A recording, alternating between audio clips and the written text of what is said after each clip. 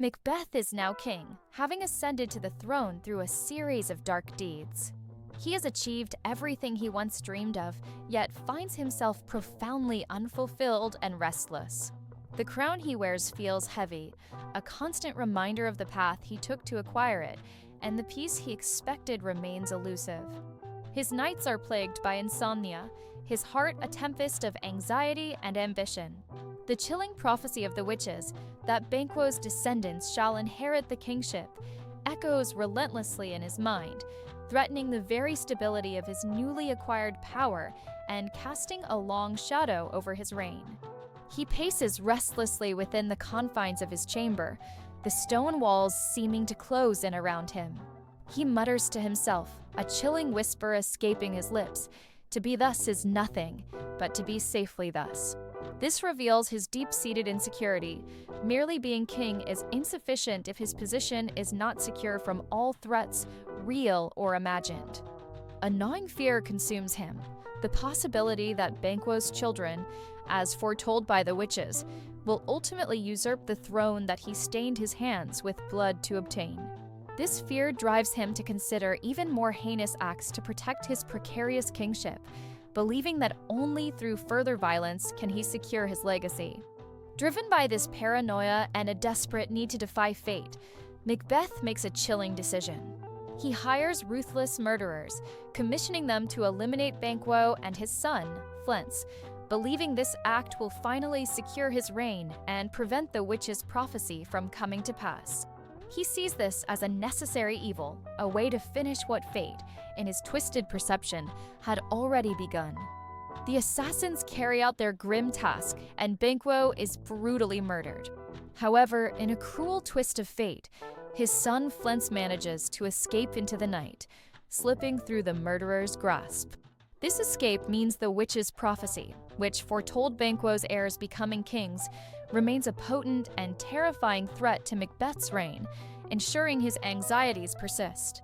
With Flint's escape, the heavy burden of guilt, which Macbeth had hoped to bury with Banquo, returns with renewed intensity. It clings to his crown, a constant, oppressive weight, reminding him of his bloody deeds and the ever-present threat to his ill-gotten power. The crown, once a symbol of ultimate ambition, now feels like a cursed object, a source of unending torment.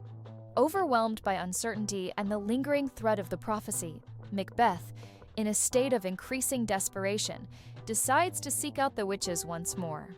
He hopes they can provide him with clearer answers, or perhaps even a way to definitively secure his future, despite the dark path he has already walked. The witches greet him with their characteristic cryptic pronouncements and unsettling visions. As he approaches, they chant a chilling verse. By the pricking of my thumbs, something wicked this way comes. This ominous welcome immediately signals the dark nature of their encounter and foreshadows the disturbing revelations to come, highlighting Macbeth's descent into true wickedness. The witches' pronouncement. Gathered around their bubbling cauldron, the witches perform their dark ritual, chanting in unison, double, double, toil and trouble, fire burn and cauldron bubble. This incantation intensifies the eerie atmosphere, signaling the invocation of powerful, malevolent forces and the preparation for the unsettling visions they are about to conjure for Macbeth. From the depths of the cauldron, they summon 3 spectral apparitions to deliver their prophecies. The first to appear is a disembodied floating head, which issues a stark and direct warning to Macbeth, beware Macduff. This immediate and specific caution plants a seed of fear and suspicion in Macbeth's mind, pointing directly to a potential adversary. Next, a ghostly bloody child emerges, offering a seemingly reassuring prophecy. None of woman born shall harm Macbeth. This vision, while unsettling in its appearance, instills a false sense of invincibility in Macbeth, leading him to believe he is immune to any mortal threat, as all men are born of women. Finally, a third apparition appears, a crowned child holding a small tree branch. This figure delivers the most enigmatic prophecy, declaring, Macbeth shall never vanquished be until great Burnham would to high Dunsinane hill shall come against him. This seemingly impossible condition further bolsters Macbeth's confidence, as he cannot conceive of a forest literally moving. Macbeth interprets these prophecies with a dangerous sense of overconfidence, believing himself to be invincible. He reasons that every man is. Blinded by his newfound confidence and a growing delusion, Macbeth scoffs at the notion of danger, completely missing the subtle, treacherous traps hidden within the witch's carefully worded prophecies. His arrogance prevents him from seeing the literal interpretations that will ultimately lead to his downfall, making him vulnerable to the very fate he seeks to avoid. Despite the apparition's seemingly reassuring words, Macbeth's paranoia persists, particularly regarding the warning about Macduff. To ensure his absolute safety and eliminate any potential threat, he makes the ruthless decision to destroy Macduff's entire family, believing this extreme measure will secure his throne once and for all.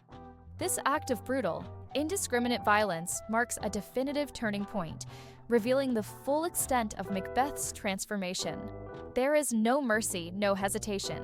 His once noble character has been completely corrupted by unchecked power, turning him into a tyrannical ruler who governs through fear and bloodshed, devoid of any moral compass.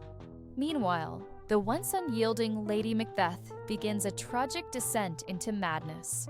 The immense guilt she had so fiercely suppressed, the dark deeds she had orchestrated and encouraged, now resurface with terrifying force, manifesting as tormenting whispers and horrifying visions that plague her dreams and waking hours. Consumed by her inner demons, she compulsively rubs her hands, a desperate, futile attempt to wash away the invisible stains of blood that haunt her conscience. This repetitive action symbolizes her profound psychological torment and the indelible mark of their crimes, which no amount of scrubbing can erase from her mind. The very crown they so ruthlessly fought for, the symbol of their ultimate ambition, has now become their inescapable curse. It is a gilded cage, a golden prison built not of stone and iron, but of the fear they instilled and the haunting specters of their victims, trapping them in a perpetual state of torment and isolation. In the upcoming episode, Macbeth's world will continue its catastrophic collapse. The spectral return of Banquo's ghost, the vengeful wrath of Macduff, and the tragic unraveling of Lady Macbeth's sanity will all converge, bringing about the inevitable and devastating consequences of their ambition and bloodshed. Be sure to join us for episode 6, titled Banquo's Ghost, as we delve deeper into the tragic unraveling of Macbeth's reign and witness the chilling repercussions of his tyrannical actions and the prophecies that continue to haunt him.